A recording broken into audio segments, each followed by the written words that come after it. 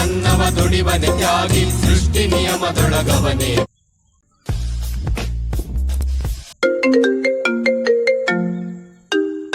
Hello hello, ಹಾಂ ಹೇಳಮ್ಮ. ಸಾಯಂಕಾಲ ಮನೆಗೆ ಬೇಗ ಬರ್ರಿ. ಯಾಕೆ, ಏನಾದರೂ ವಿಶೇಷನಾ? ನಿಮಗೋಸ್ಕರ ಸ್ಪೆಷಲ್ ಅಡುಗೆ ಮಾಡಿದ್ದೀನಿ.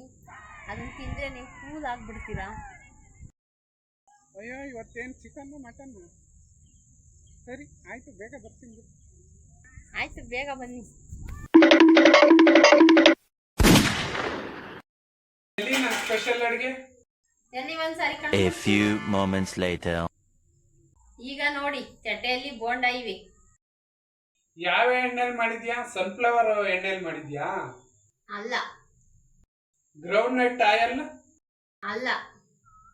ಹಾಗಾದ್ರೆ ತುಪ್ಪದಲ್ಲಿ ಮಾಡಿದ್ಯಾ? ಅದು ಅಲ್ಲ. ಹಾಗಾದ್ರೆ ಯಾವ ಎಣ್ಣೆಲಿ ಮಾಡಿದ್ಯಾ ಬೋಟ? ನವರತ್ನ ಆಯಿಲ್ ಹಾಕಿ ಬೋಂಡ ಮಾಡಿದ್ದೀನಿ. ಅಯ್ಯೋ, ಇತ್ತು ಅಲ್ಲಿಗೆ ಹಚ್ಕೊಂಡ ಎಣ್ಣೆ. ಅದಕ್ಕೆ ಫೋನಲ್ಲಿ ಹೇಳಿದ್ದು, ಇದನ್ನ ತಿಂದ್ರೆ ಕೂಲ್ ಆಗ್ಬಿಡ್ತೀರಾ ಅಂತ. ಕೂಲ್ ಅಲ್ಲ ಕಣೆ, ನೇರವಾಗಿ ಆಸ್ಪತ್ರೆ ಪಾಲಾಗ್ತೀನಿ ಅಷ್ಟೇನಾ. ನೀವೇ ಅಲ್ವಾ ನನಗೆ ಈಟ್ ಜಾಸ್ತಿ ಅಂತ ಅಂತಿದ್ದು. ಅದಕ್ಕೆ ನಾನು ಕೂಲ್ವಾಗಿರೋ ಬೋಂಡ ಮಾಡಿದ್ದೀನಿ, ತಿಂದ್ರಿ. ಮುಂದಿನ ಸಲ ಮಿಕ್ಸ್ ಹಾಕಿ ಸಾಂಬಾರ್ ಮಾಡು, ಇನ್ನೂ ಚೆನ್ನಾಗಿರುತ್ತೆ. ಆಯಾ ನಿಮ್ಮಕ್ಕೆ.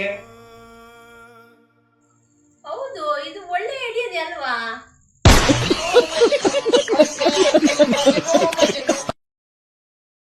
ಈ ವಿಡಿಯೋ ಸಂಪೂರ್ಣ ಆಸಕ್ಕಾಗಿ ಮಾತ್ರ. ನವರತ್ನ ಅಥವಾ ತಲೆಗೆ ಹಚ್ಚುವ ಯಾವುದೇ ಎಣ್ಣೆ ಆಗಲಿ ಅಡಿಗೆಗೆ ಬಳಸಬಾರದು. ಧನ್ಯವಾದಗಳು.